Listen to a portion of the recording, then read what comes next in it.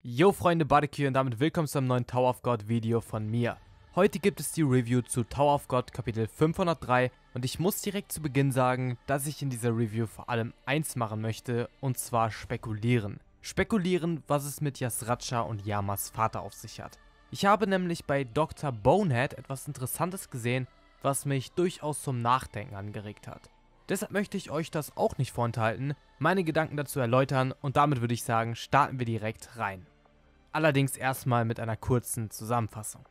Das Ganze beginnt nämlich bei Hockney, Rack, Khun und Elaine. Es geht da weiter, wo wir zuletzt aufgehört haben. Es kommt dann mal wieder einer von Khuns genialen Plänen zum Vorschein. Sie zerstören die ganze Zeit eine bestimmte Form, um der Krabbe zu zeigen, dass sie es auf diese abgesehen haben.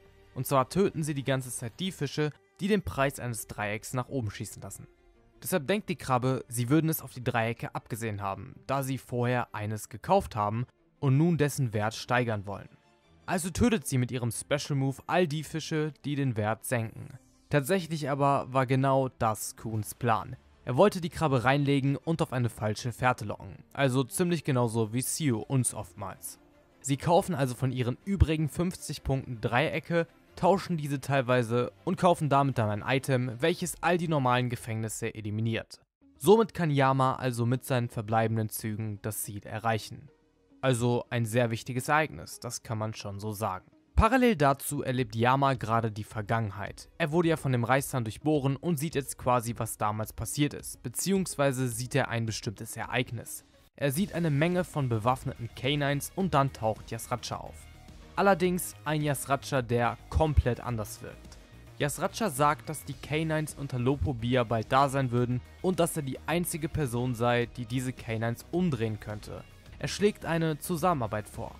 By the way nennt er ihren Vater Papi, wobei es eher wie ein freundlicher Spitzname wirkt, finde ich. Einer, der durchaus neckt, aber trotzdem nett ist. Übrigens hat er so auch Yama genannt, als sie sich das erste Mal getroffen haben. Dann sehen wir einige Panel, die ausgeblendet sind. Yasracha scheint mit Yamas Vater zu diskutieren, wobei dieser wohl ablehnt. Und Yama fragt sich dann auch, ob ihr Vater... Daraufhin erwacht Yama dann wieder und er ist komplett fein. Er fühlt sich wie erneuert. Und nicht nur das, er ist sogar der Meinung, dass er stärker geworden ist. Sein Verstand ist komplett klar, er selbst ist komplett ruhig. Er sagt, dass er sich so fühlt, als könnte er ihn endlich vernünftig bekämpfen. Und dann sagt er, dass sie nun zu der verdammten Katze gehen soll. Yasracha beobachtet das und sein Blick ist dabei auch ziemlich interessant. Und daraufhin sehen wir dann den Countdown und es dauert nur noch 9 Sekunden, bis White zu Bam springen wird. Das Build-up in diesem Kapitel war wirklich wieder sehr stark.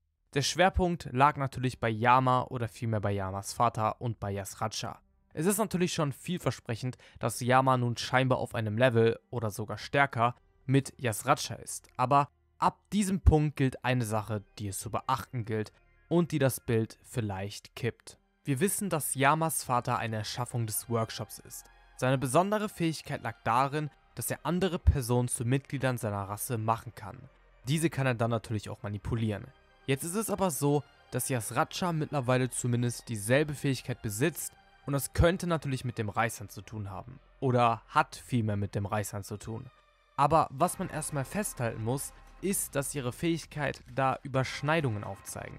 Ich meine, es ist ja auch keine Selbstverständlichkeit, dass Yasracha eine Fähigkeit, die sich zuvor auf Canines bezog, nun auf Felines anwenden kann oder vielmehr, dass er diese Fähigkeit absorbieren oder adaptieren konnte.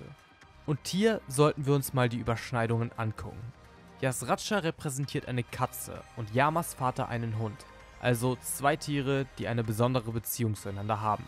Eigentlich schon sowas wie Rivalen, könnte man sagen. Tatsache ist also, dass Yamas Vater vom Workshop erschaffen wurde. Und über Yasracha wissen wir, dass er irgendwann in der Lopobia-Familie erschien. Also eigentlich genauso wie Yamas Vater. Was wäre also, wenn Yasracha und Yama verwandt wären? Beziehungsweise, wenn sie beide vom Workshop erschaffen wurden. Vielleicht sowas wie Kasano und Hou-Yang. Nur eben ein bisschen anders. Es gibt nämlich doch einige Parallelen zwischen den beiden. Zunächst ihre Mitgliedschaft in der Lopobia-Familie und die Tatsache, dass beide irgendwann bei der Familie erschienen und scheinbar eng miteinander verbunden waren. Dazu kommen ihre Fähigkeiten, die sich stark ähneln. Yasracha hat es auch schon deutlich gemacht. Alles, was die Canines können, können die Felines auch. also erneut eine Überschneidung. Dann haben wir den Gegensatz zwischen Hund und Katze, der auch an Kasano und Hou-Yang mit rechts und links erinnert. Des Weiteren haben wir optische Parallelen. Die Haarfarben ähneln sich schon stark, was übrigens auch für die Art und Weise gilt, wie sie die Haare tragen. Dasselbe gilt für ihre Augen, die Doom bereits bei Yasracha hervorgehoben hat. Und dann, das vielleicht stärkste Argument, sind die schwarzen Linien oder die schwarze Linie, die Yamas Vater hatte und die auch Yasracha mittlerweile hat. Eventuell hängt es irgendwie mit dem Reißhand zusammen, aber alles in allem ist die Parallele doch schon unauffällig auffallend. Übrigens hat Doom diese verwandelt auch. Eventuell hängt es also auch mit ihrem Ursprung zusammen. Dann gibt es das Gespräch zwischen Yasracha und Yamas Vater, in welchem Yasracha ihn wirklich zu überreden zu versuchen scheint. Yasracha wollte mit ihm zusammenarbeiten, aber Yamas Vater lehnte ab. Und Yama fragt sich dann, ob ihr Vater... Das Ganze bleibt hier offen, aber danach ist Yama beruhigt. Er ist die Ruhe selbst. Er nennt Yasracha zwar verdammte Katze, aber es wirkt nicht so extrem, wie es vorher war. Er möchte zu Yasracha und vermutlich will er ihn auch bekämpfen. Ich meine, er sagte nicht explizit, dass er Yasracha bekämpfen will, aber zumindest wirkt es so. Dennoch wirkt es zumindest auf mich nicht mehr so, als wolle er Yasracha töten. Vielleicht eine Fehleinschätzung, das kann gut sein. Aber es muss einen Grund für Yasrachas Handeln und auch einen Grund für Yamas Überraschung geben. Und jetzt ein Gedanke zu einem Thema, was mir die ganze Zeit spanisch vorkam. Yasracha hatte Doom aufgespürt, aber anstatt ihn zu töten und die anderen Teile des Reißern abzunehmen, hat er lediglich Angst in sie gepflanzt. Ich meine, die Wahrscheinlichkeit, dass Yasracha nicht wusste, dass Doom einen Reißern hat, die sollte relativ niedrig sein. Immerhin wusste Yasracha damals schon weitaus mehr als Doom und schien auch ihren Vater gut gekannt zu haben. Außerdem wirkt es in diesem Kapitel so, als wäre Lopobia auf dem Anmarsch und würde K9s manipulieren. Yasracha hingegen schien das irgendwie verhindern zu wollen. Ich meine, wir wissen, dass Doom behauptet, Yasracha hätte das Geschehen manipuliert, aber irgendwie wirkt es auf mich nicht mehr so. Eben weil wir die Reaktion von Yama haben. Yasracha, der Yamas Vater dringend ein Angebot machen wollte, was dieser aber ausschlug und weil Yasracha die drei letztlich am Leben ließ.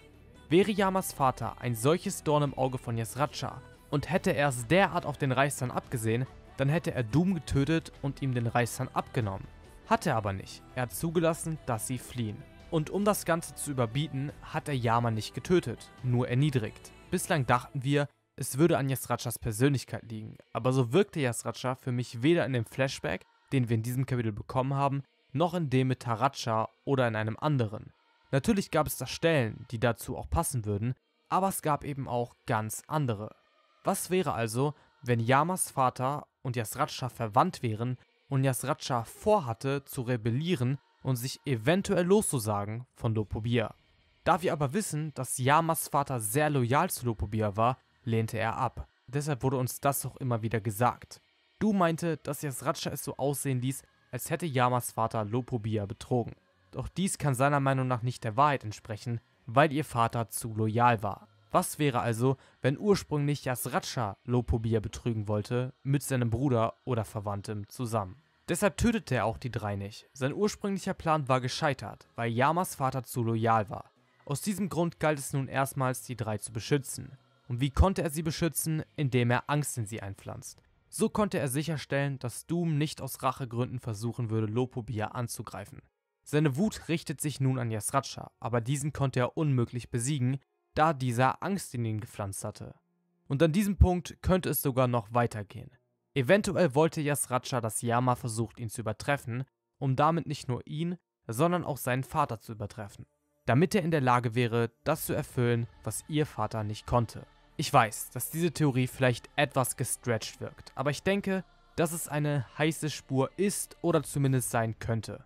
Ich bin auch der Meinung, dass noch das ein oder andere Puzzleteil fehlt, was vielleicht dann enthüllt wird, wenn Yama das nächste Mal auf Yasracha trifft. Und an dieser Stelle würde mich natürlich brennend eure Meinung interessieren. Was sagt ihr zu dieser Idee, zu dieser Theorie? Schreibt es mir sehr gerne in die Kommentare. Hier geht es noch zu weiteren Videos von mir. Ich wünsche euch noch einen schönen Tag. Ciao und bis zum nächsten Mal.